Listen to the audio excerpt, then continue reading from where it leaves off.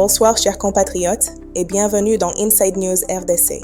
C'est un honneur de vous retrouver ce premier samedi de l'année 2026. Chaque soir, des discours officiels tentent de façonner notre réalité.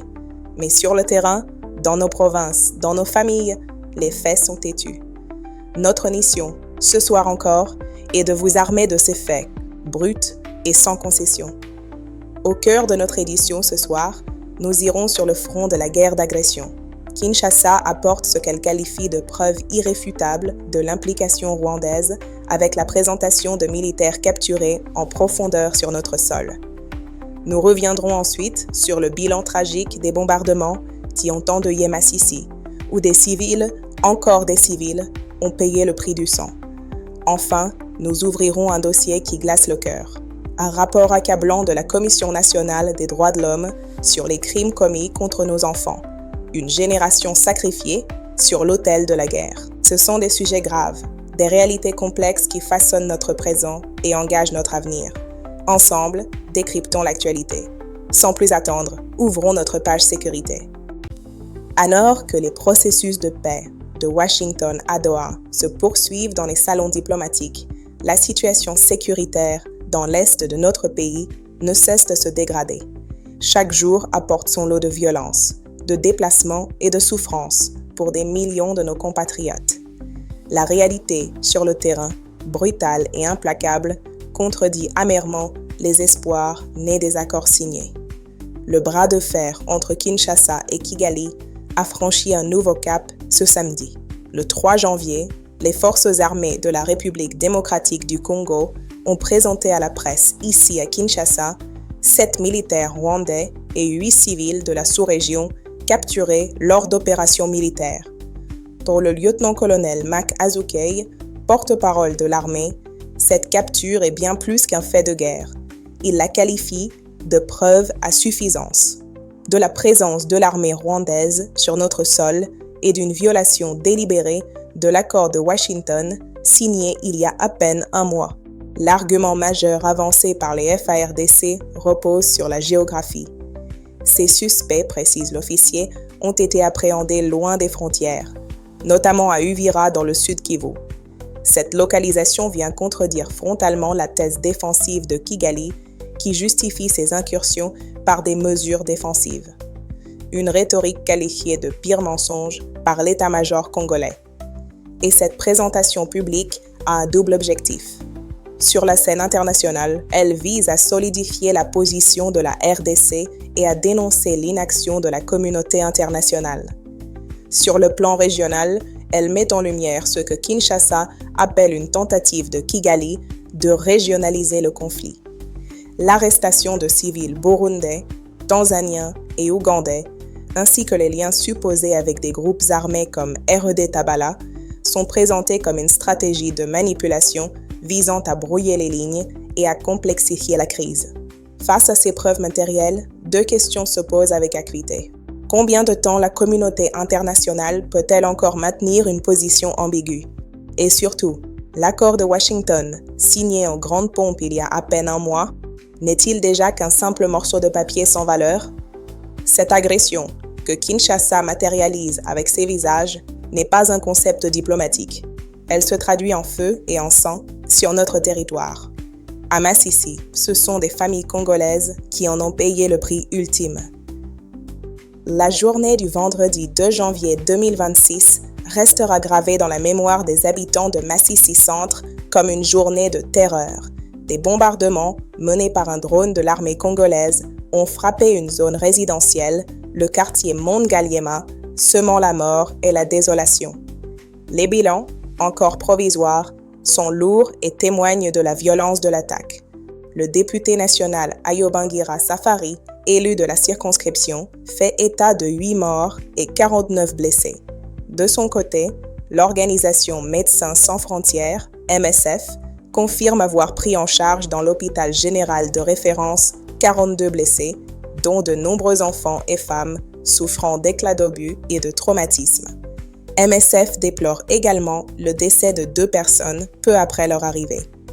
Choqué par cette tragédie, le député Ayobangira a immédiatement réclamé sur son compte X l'ouverture d'une enquête indépendante pour établir les responsabilités. Ces frappes ont installé une véritable psychose au sein de la population, prise en étau entre les rebelles qui occupent la zone et les opérations militaires qui ne distinguent pas toujours combattants et civils.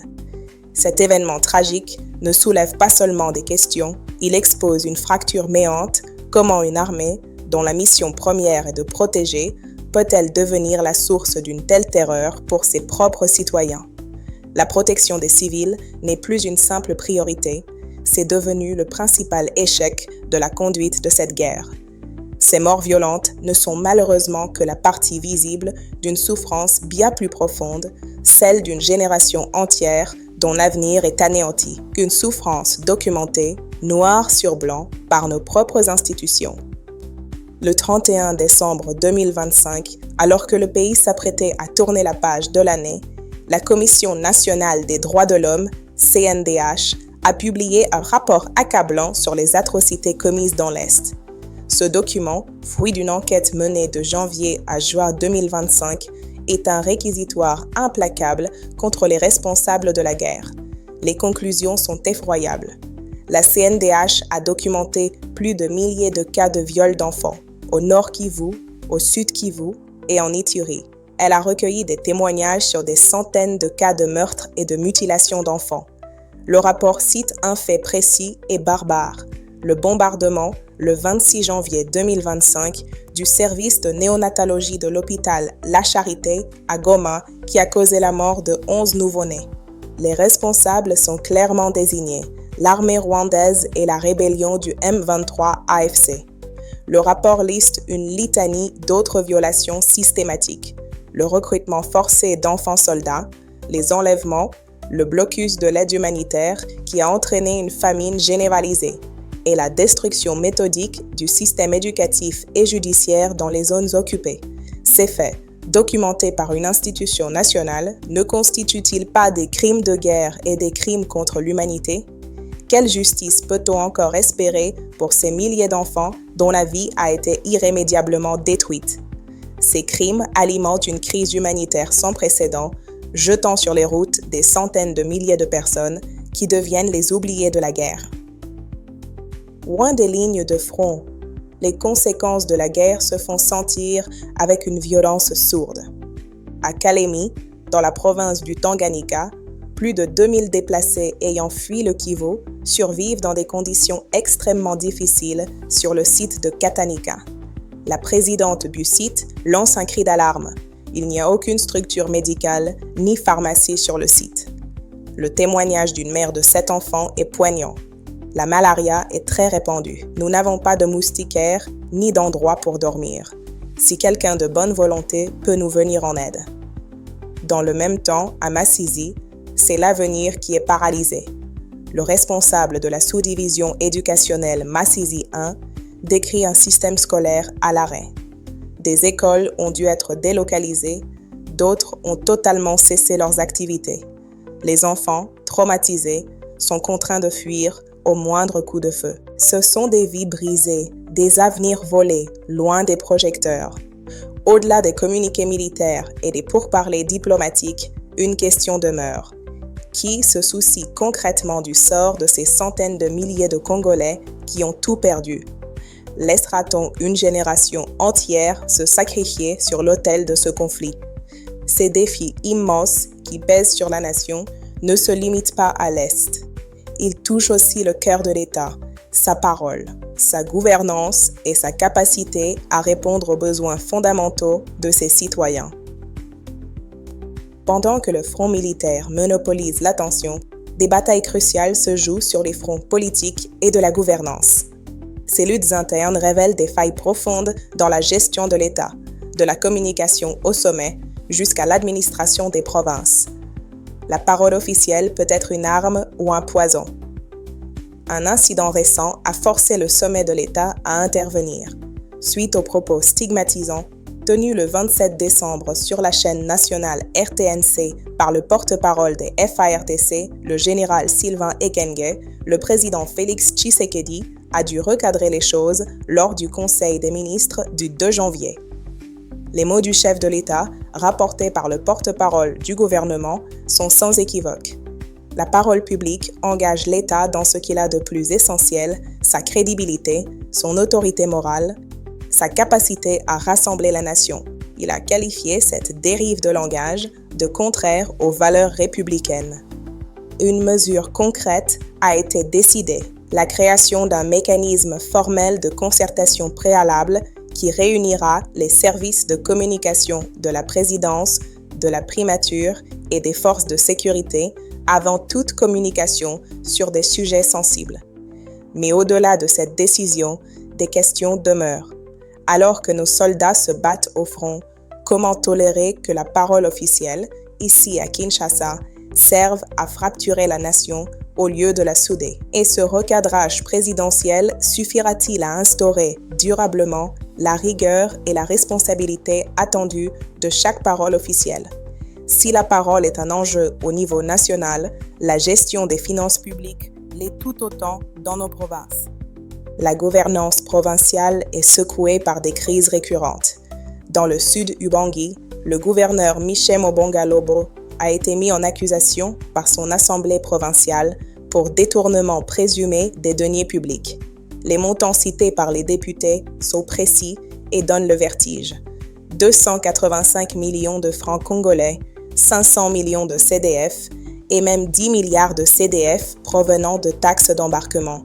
Le gouverneur, lui, clame son innocence et qualifie cette procédure de coup d'épée dans l'eau. Cette situation n'est pas isolée.